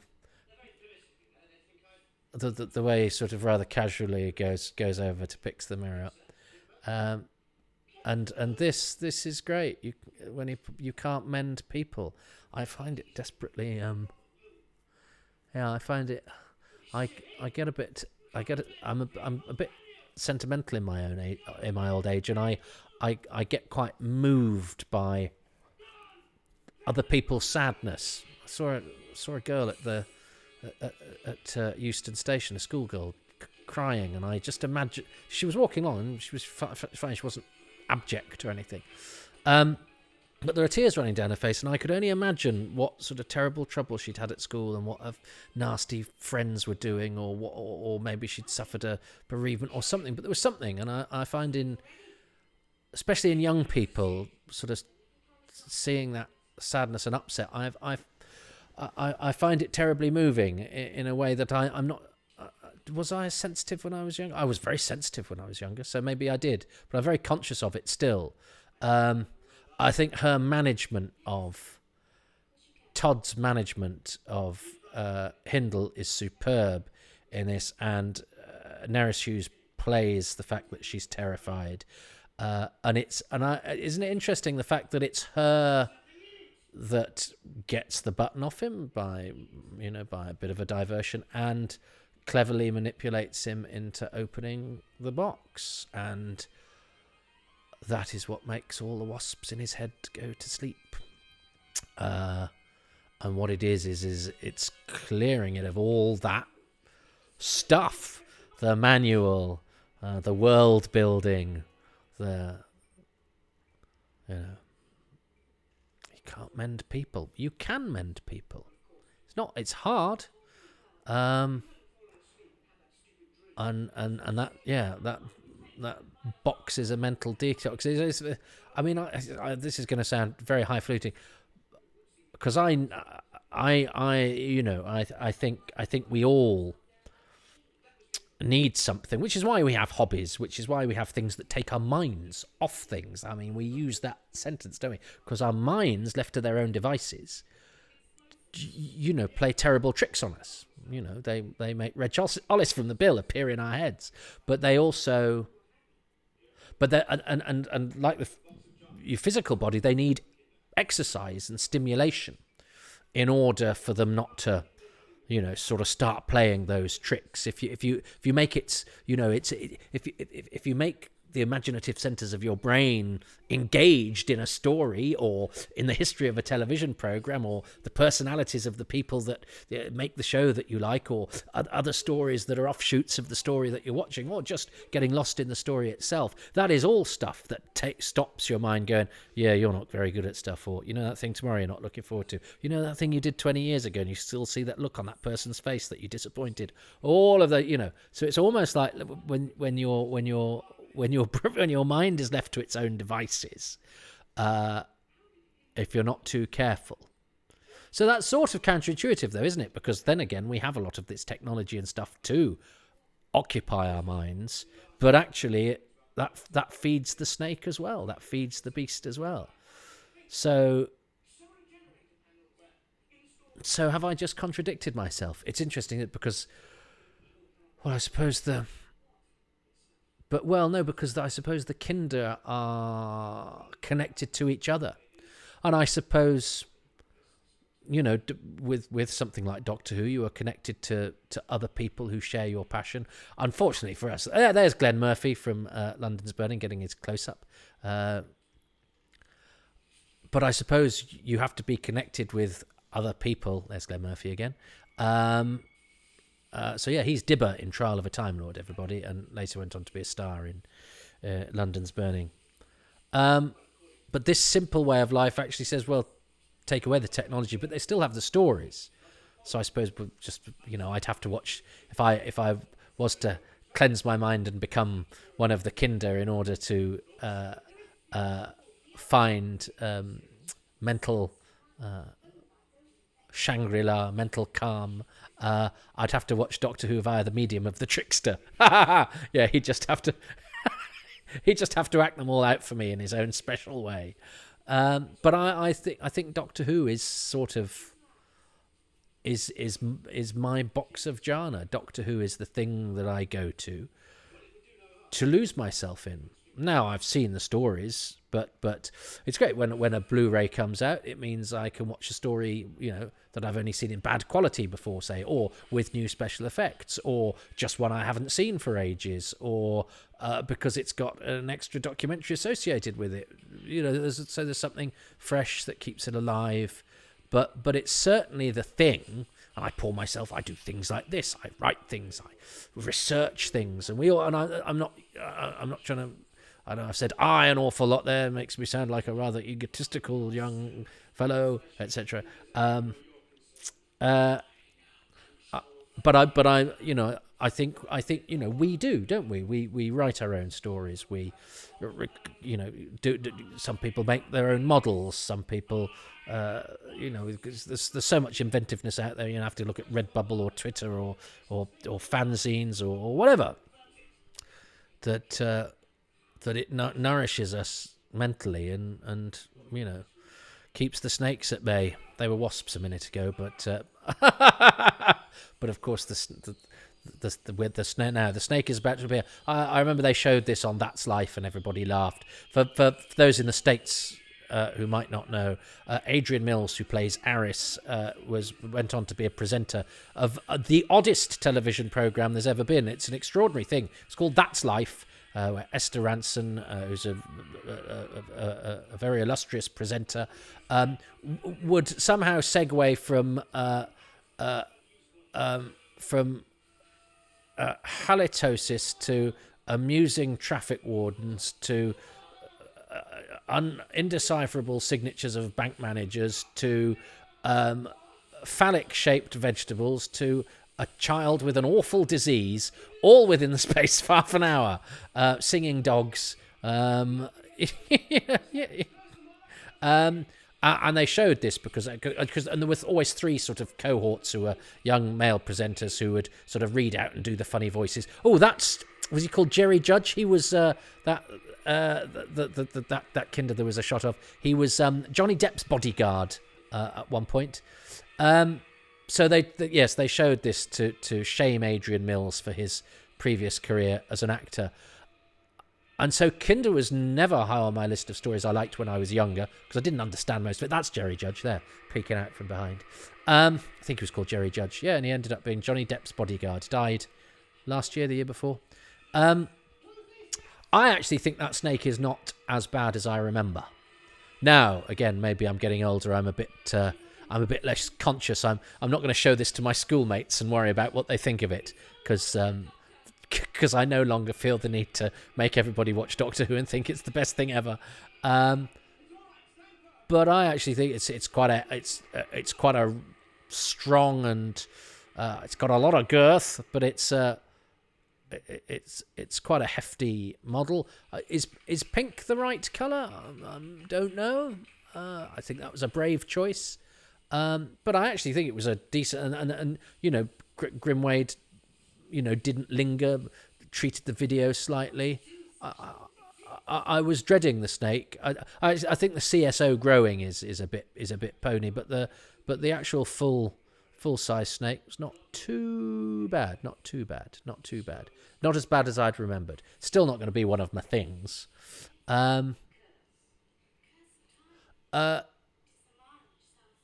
So yes, That's Life. Oh, I think I've told you. I think you need to know all you need to know about That's Life. It was a very odd consumer program.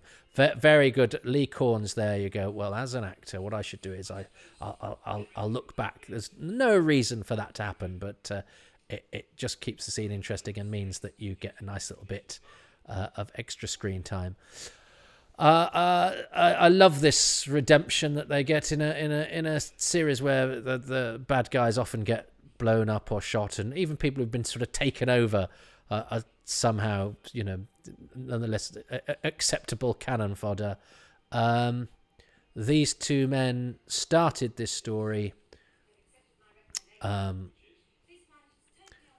angsty in one case, nasty in another, closed-minded, that if they're so clever, why haven't they done this, in terms of Sanders, and addled-minded in terms of Hindle, and through a process of sort of self-reflection and self-care, they emerge better. And I love Nerys Hughes. She's so good. I'd love to have seen the Doctor with that sort of companion. Have I been too highfalutin about this? Maybe and actually missed the message, because I was there going on about watching Doctor Who and that being my box of jhana. But actually, this is about casting off all the sort of modern trappings, and I'm aware, and I think it is that paradox that all that stuff we've put around us to make our lives easier actually doesn't help our mental health and makes our mental health a lot worse. And I'm conscious of talking about it because, as I say, I'm reticent about over self-sharing, because I think that's ultimately quite narcissistic, and I do have a little bit of the Richard Todd World War II spirit of just get on with it. And I think we do sometimes celebrate and go, that person was very brave talking about that thing about themselves. Is that person a member of the theatrical profession? And you think they were brave because they were talking about themselves and making you feel sorry for them? I'm being slightly glib, but it's just a cautionary note to myself as much as anybody else, because I think the temptation to it's equally as, I think, dangerous. The serpent is there as well, in making it, in making all of your energy about yourself. Real Buddhism, isn't it? It's actually about freeing yourself of ego. Anyway, so there were some thoughts. Look, it's not a lecture. I've not necessarily written that and thought it through. I was approaching this with trepidation because, as I say, I've had a rotten, tricky couple of weeks, and I don't want sympathy. And actually, all in the great scheme of things, none of it's very important. But I'm also aware we're all trapped, aren't we? We're all trapped in our little boxes as I speak. The ease of lockdown has been announced, but it's still 4 months away. I've had my first jab, but let us not underestimate that. We've all been shut in our own funny little boxes, and spent a lot of time without talking to other people, which means that you do spend a little bit of time hanging out in the inside that's got all those dark places in it. So I suppose a timely story to be watching, and I think perhaps because Daragh is a writer and very clever, maybe that's got me pondering on those rather than going, that actor was in that thing. But there we go. That was that. Yeah. I hope you're doing okay. This is part of doing this was part of me sort of being productive, because if I don't do something, now I've got other things I could do. There's a Quatermass book I should be writing, but somehow this so it's, and I've actually been very, very busy during lockdown, but I like to do stuff. And also I think the positive thing, again, rather narcissistically, maybe go, well, I'll do a thing that will bring happiness to people. Oh, I'm just so giving. So, it's all one questions oneself. Yeah,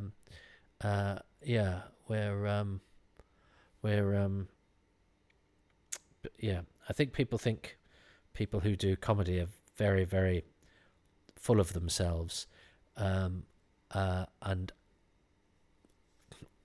I do not feel that is correct.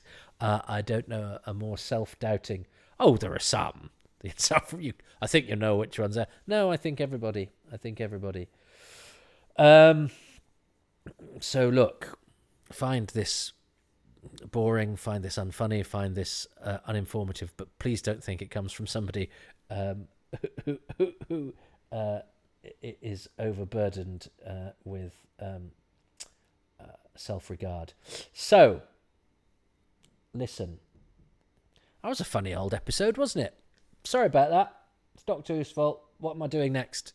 I can't remember which one I'm doing next. I'm sure it'll have explosions and actors from Things, and you can come back for that one. Daragh Carville has got to choose something from episode 4 and a bonus thing. As a reminder, I've chosen the cast from episode 1, the dream sequences from episode 2, and the Panna stuff and the nightmare sequence from episode 3. Oh no! So I've got to choose my two things. I'm going to choose, having chosen the cast. I sort of maybe slightly cheat this, but the Doctor's dynamic with Todd, which I don't think overlaps too much with the fact that I include Nerys Hughes in the cast. Or there's the "You Can't Mend People" scene, which is one of the greatest scenes of Doctor Who of all time. I think it's just says so much and it's so clever, and I find it quite moving. And quite but it's still, it's dangerous. But also this talk I've just inflicted upon you makes me think of the Mara, and what a clever idea that is for a monster. The idea that it's not a traditional monster, it's not an alien that wants to invade us. Not in terms of landing in the home counties and stealing our nuclear power stations or whatever. As I get older, and maybe just because of this week or today or whatever, the idea of a creature that is a manifestation of our own self-doubt, our own demons, I think is such a great idea. But Nerys Hughes is top. I do think she's so good. But I did choose Nerys Hughes in the cast. So I suppose that has a bit of overspill into, what she does and the dynamic she has with Davison. So maybe I'll give honourable, and the "you can't mend people" scene is great. What? No, I was because I loved what Nerys Hughes did as well with disarming the bomb and what Todd did with. So yeah, is it Todd? Is it "you can't mend people"? Today, and "you can't mend people" is amazing. Today it's Todd and her relationship with the Doctor and that dynamic and the fact that there's also what she represents as a female character who has her own agency and holds her own. And sometimes I think female characters in Doctor Who are archly special, and it draws attention to itself, whereas her performance and the scripting is so very organic, and Peter Davison responds very, very well to it. So all things that Todd brings to that dynamic. So so Todd and the Doctor, but offshoots of that, and the Mara and what it represents, with an honourable mention to which on another day would have won the "you can't mend people." And probably if I had my time again, I might go back and take the dream sequences out of episode 2 and throw Todd in there, because I like the dream sequences, but there aren't that many of them, and they are fairly simple. Anyway, I've done one. No regrets. Always have regrets. What's Daragh chosen? He's probably chosen neither of those things. This takes me to episode 4 and another of my favourite lines, which is "you can't mend people." And that brings us to the performances. The performances in Kinder are uniformly excellent. I love Nerys Hughes' grounded, down-to-earth performance as Todd. And talking of Todds, there's also the great Richard Todd. He really plays two parts here. In the first episode, he's the kind of blustering voice of Empire. But then after his encounter with the Kinda, he becomes this childlike figure with this beautiful, gentle smile. And then, of course, there's Simon Rouse. Simon Rouse's performance as Hindle is, I think there's a general consensus on this, that it's one of the great performances in the history of Doctor Who. I actually met Simon Rouse a few years ago at the theatre. I just bumped into him back when we could go to the theatre. And we got talking, and I told him how much I loved this performance. And he said that he'd actually recently bumped into Mark Gatiss, who'd said much the same thing, and they'd had a chat and agreed that Hindle is still out there somewhere and should really make a return appearance in Doctor Who. The final thing I'd say about Kinda, the other thing that I love about it is the snake. Now, I'd love to say, look, I'm a Doctor Who fan, bad special effects don't bother me at all, it's all about the writing and the imagination, but that's not true. In 1982, when I was 13, the snake effect made me cringe, and there's nothing worse than cringing when you're at peak cringe at the age of 13. So I'm delighted with the CGI version of the snake in the DVD rendition. I think finally the snake lives up to the rest of Kinda. Okay, over to you, Toby. Oh, well, that's it. That's a whole other conversation. I didn't watch with the snake tonight, watching it for this commentary, but I have to say, unusually, because I normally go into these blind, I did actually watch part 4 in preparation for this, because I was a bit worried about where I was going to go with it. And so I thought, well, I'll watch it with the snake. So my excuse will be I'm watching it with it, so that when I do the commentary, I watch as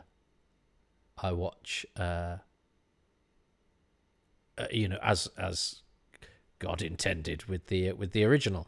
But of course, because on the DVD, I think on the DVD there's some sort of glitch, so that all the shots that there are alternative shots for, a little logo appears in the corner, and I think that was some sort of authoring error. So nice to see, pardon me, on the Blu-ray that I've seen it without a little film camera icon appearing in the corner. And I think they've done an absolutely superb job with the CGI snake. But I watched the original version tonight, and I actually thought the original snake was not too bad either. So was Dara's favourite thing there the CGI snake that wasn't in the version I watched? It's made it. I'm not sure I've got to grips quite with Dara's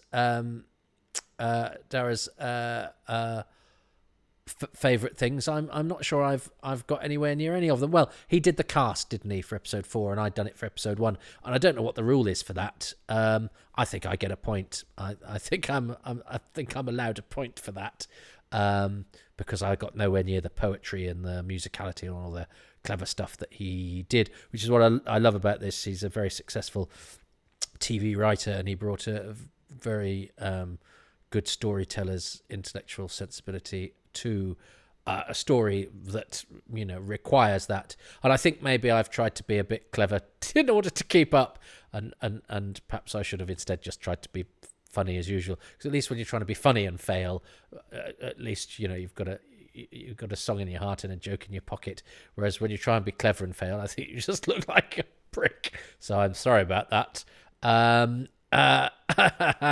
So there we go. Well, look, at least you had interesting and articulate thoughts from Daragh, who I thank, and let's wish him luck with Series 3 of The Bay that has been commissioned, and will capitalise on the success of Series 1 and 2, which, if you haven't seen, are, I think, still on the ITV hub. Great cast in there, great story, and set in Morecambe, where my other half is from. So, but that shouldn't be a deal breaker for you guys. But I'm so grateful that people like Daragh do that. As I say, I hope you guys are doing all right out there. Apology. Look, you get me dressed in tatty old gym gear and a cravat with, oh God, I've got a Bjorn Borg blooming thing on. I've got a headband on as well.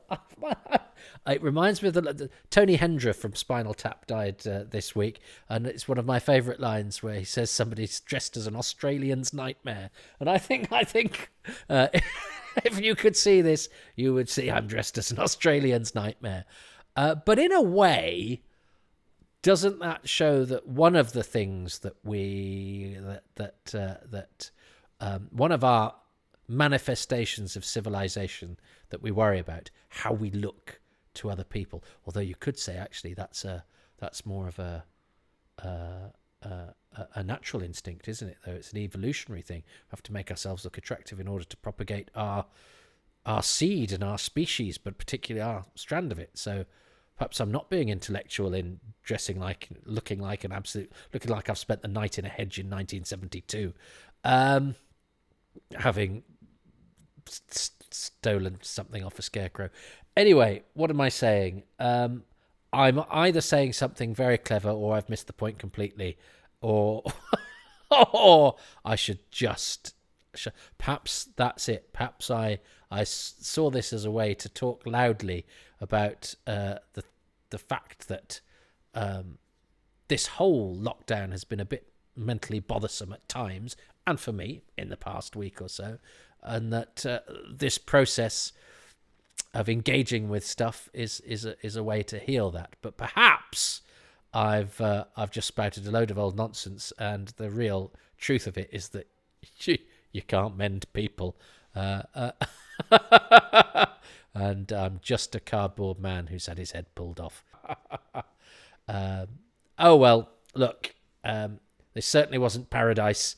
I'll see you at the next one, which will probably be slightly more straightforward.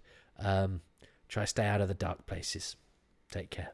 I think you'll find. I think you'll find. I think you'll find. I think you'll find.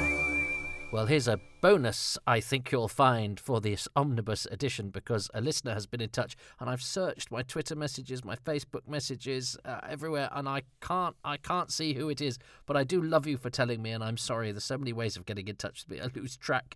That as well as all of the honours accrued by Richard Todd and Glenn Murphy and Graham Cole, Anna Wing, who is, of course, famous for EastEnders and lived to be 98, who is in episode 1 of this story, was also an MBE. So that's another one to add to that illustrious list. Thank you to the mystery listener. Your honour is in the post, but I just don't know where you are or who you are. I'm so sorry, but thanks. Thank you so much for listening to this Omnibus edition of Happy Times and Places, which is presented by me, Toby Hadoke. My special guest this time around is Daragh Carville, who can be found on Twitter at Daragh Carville. Good luck with Series 3 of The Bay, Daragh. And thanks very much to the patrons who make these podcasts possible, who include Gavin Rymel, Darren Rule, Alex Rowan, Paula Reynolds, Peter Reid, Rachel T.S., Quadadors, Liam Price, John Pettigrew, Thomas Payne, Ken Patterson, Richard Patey, Phil Pascoe, Russell Parker, Mark Trevor Owen, Dave Owen, Jeremiah O'Connor, Justin E. Monaghan, James Miller, Nick Mellish, Dallin McLean, Nate Lynch, Jacob Lumley, Andrew Llewellyn, Andrew Lester, Hendrik Korzeniowski, Andy Kitching, Matthew Kilburn, William Keith, Jeff Kaplan, Judith Jackson, and Christopher Joyce. The music for these podcasts is by Dave Gates, and the artwork by Dylan Patterson. As well as lovely patrons, I'd like to thank those of you who've donated via Ko-fi, which is a one-off donation option for those of you who can't or don't fancy the monthly commitment. Anything in any way is hugely appreciated. I actually just appreciate the fact that you download and listen to my waffle, and if you'd like to continue to do so, well, I'll tell you what, if you go to Apple, iTunes or any podcast outlet and give these 5-star reviews and perhaps a couple of lines of feedback as well, but a 5-star rating really helps to to wave in front of any passing punters who roll their windscreen down and take a look at my podcasting glory and aren't sure if they're tempted or not. Well, your recommendation could really help. So if you do that, it costs you absolutely nothing. But for me, it's priceless. Follow me on Twitter at Toby Hadoke. These podcasts have their own feed at Hadoke Podcasts. I do live comedy in Manchester every Tuesday at Excess Malarkey Comedy Club at 8 p.m. And if you're not in the Manchester area, well, we do a show on the first Sunday of every month at twitch.tv/Excess Malarkey. I'd love it if you could join in there as well.